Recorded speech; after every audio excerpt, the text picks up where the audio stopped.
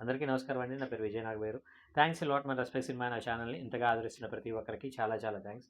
Again came back with one more casting requirement అండి. ఇదొచ్చేసి K cast studio casting call for Telugu movie అంట. వీళ్ళకి school kids కావాలంటండి. Boys 35 మంది కావాలి. 7-11 సంవత్సరాల లోపు వాళ్ళు. అలాగే గర్ల్స్ కూడా 25 మంది కావాలి. 8-11 సంవత్సరాల లోపు వాళ్ళు. షూట్ లొకేషన్ వచ్చేసి హైదరాబాద్ ఉంటుంది. షూట్ డేట్ వచ్చేసి జనవరి 5వ తారీఖు 2026 ఉంటుంది.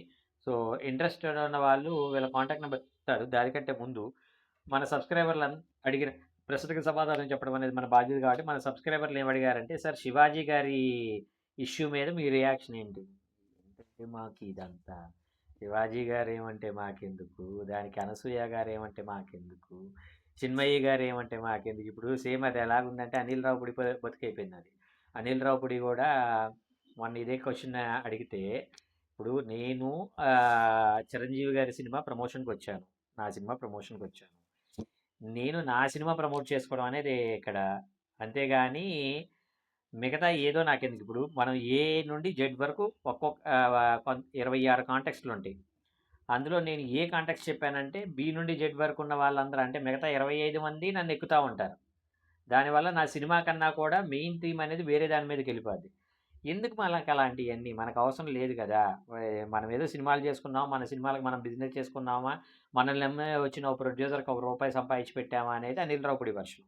అలాగే నా వర్షన్ కూడా ఏంటి అంటే, మనం ఏదో సినిమాలు చేసుకుంటా ఉన్నామా, ఆ సినిమాల మీద పెళ్ళం పిల్లల్ని బ్రతికించుకుంటా ఉన్నామా, అలాగే సమాజ సేవ నిమిత్తం ఇదోతికంగా మీకేదో కాస్టింగ్ కాల్ చెప్పుకుంటా ఉన్నామా, ఫైనల్గా ఏదైనా దీని మీద మానిటైజ్ రెవెన్యూ ఏదైనా జనరేట్ అయినట్లయితే దాంతోటి మనం షార్ట్ ఫిల్మ్లు యూట్యూబ్ సిరీస్లు చేసుకుంటా ఉన్నామా అనేది నా మెయిన్ మోటో. సో, ఇక్కడ మీకు అర్థమవుతుందా? సో, నేను మీ అందరికీ చెప్పేదేంటి అంటే, మనది కడుపులో ముంత కదలకుండా వెళ్తున్నప్పుడు ఎందుకు అనవసరమైన తలనొప్పులు పెట్టుకోవటం. సరే, తలనొప్పి అనేది కాదు ఇక్కడ. శివాజీ గారు ఏమన్నారు? అమ్మా దయచేసి ఆడవాళ్ళని ఆడవాళ్ళుగా చూసే ఒక అవకాశం మాకివ్వండి.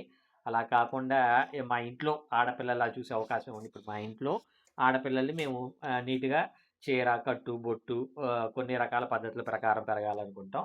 అలాగే తప్పించి మీరు ఆహ్, ఏమంటారు ఎక్స్‌వైజెడ్ లాగా మాకు కనిపించినట్లయితే కొంచెం ఇబ్బందులు ఏర్పడతాయి. నా ఇంట్లో ఆడపిల్ల మీద ఒకేసారి ఒక 100 మందో, 200 మందో మీద పడతంటే నాకెంత జుగుప్సాకరంగా అయితే ఉంటుందో, అలాగే మీ మీద పడుతున్నప్పుడు నాకంతే జుగుప్సాకరంగా అనిపించిందమ్మా. దయచేసి కొంచెం వీలైతే ఆ పరంగా ఆలోచించండి అని చెప్దాం అనుకున్నారు. కాపోతే ఆయనేంటంటే ఇక్కడ అదేనండి. నేను మొన్న రాజమౌళి గారి విషయంలో అయినా, ఇప్పుడు శివాజీ గారి విషయంలో అయినా నేను చెప్పదలుచుకున్నది ఒకటే. మనం సభాముఖంగా మాట్లాడుతున్నామా, నలుగురు ఫ్రెండ్స్ మధ్య మాట్లాడుతున్నామా అనేది మనం మెయిన్‌గా తెలుసుకొనుండాలి.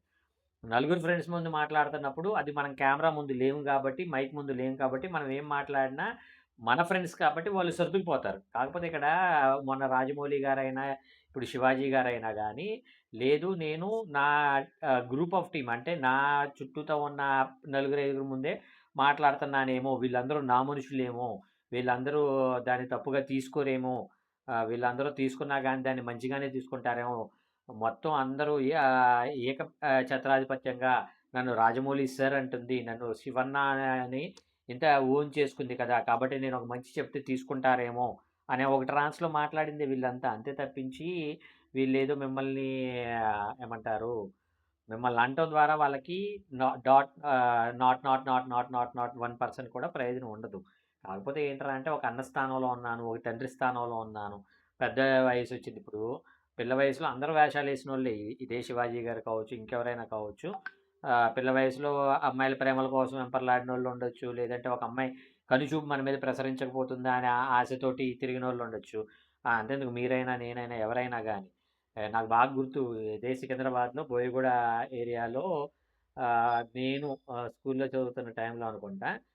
ఆహ్, ఒక అమ్మాయికి ఆ అమ్మాయిని చూడాలి అని, ఆ అమ్మాయి స్లోగా ఫ్రెండ్స్ తోటి నడుచుకుంటా వస్తుంటే, నేను చుట్టూతా పరిగెత్తుకుంటా రౌండెళ్ళి ఆ అమ్మాయిని చూసి, ఆ అమ్మాయి ఏదో షాకింగ్ ఎక్స్‌ప్రెషన్‌లు ఇస్తుంటే దాన్ని ఫన్‌లాగా ఎంజాయ్ చేసిన సందర్భాలు చాలా ఉన్నాయి. ఇప్పుడు నేనేమంటాను అంటే, వయసులో ఉన్నప్పుడు కొన్ని రకాలు చేస్తాను. కానీ వయసు మీద పడినప్పుడు ఏంటంటే ఒక మంచి మాటన ఒక 10 మందికి చెప్తే, మనల్ని ఎటు పెద్దన్నగా గౌరవిస్తున్నారు కదా! ఇంకొంచెం పెద్దాయన అంటారేమో అనుకునే ఒక ఇదిలోండి ఆయన నోటి నుండి వచ్చిన ఇదే తప్పించి అది తప్పు కాదు అనేది నా అభిప్రాయం.